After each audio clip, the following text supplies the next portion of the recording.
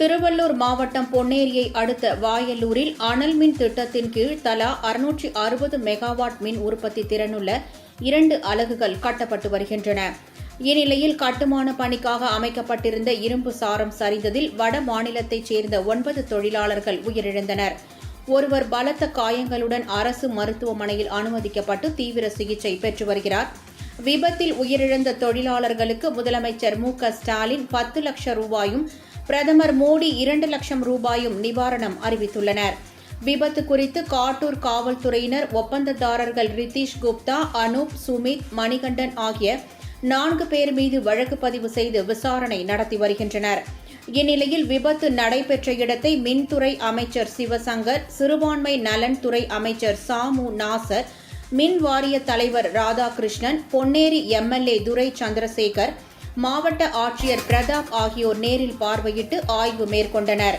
பின்னர் செய்தியாளர்களிடம் பேசிய அமைச்சர் சிவசங்கர், விபத்தில் உயிரிழந்த 9 தொழிலாளர்களின் சடலங்கள் உடற்கூறு ஆய்வு செய்யப்பட்டு அவர்களுடைய சொந்த ஊருக்கு கொண்டு செல்லும் வகையில் சடலங்கள் எம்பார்மிங் செய்து விமானத்தில் கொண்டு சென்று உறவினர்களிடம் ஒப்படைக்கப்படும் எனவும் தெரிவித்தார்.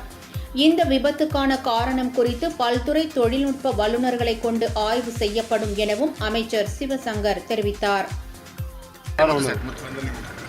எண்ணூர் அனல் நிலையத்தில் கட்டுமான பணிகளின் போது ஏற்பட்ட விபத்து குறித்து ஆய்வு செய்து அது குறித்த தகவல்களை மாண்புமிகு முதலமைச்சர் அவர்களுடைய உத்தரவுப்படி நடவடிக்கை எடுப்பதற்காக வந்திருக்கின்றோம்.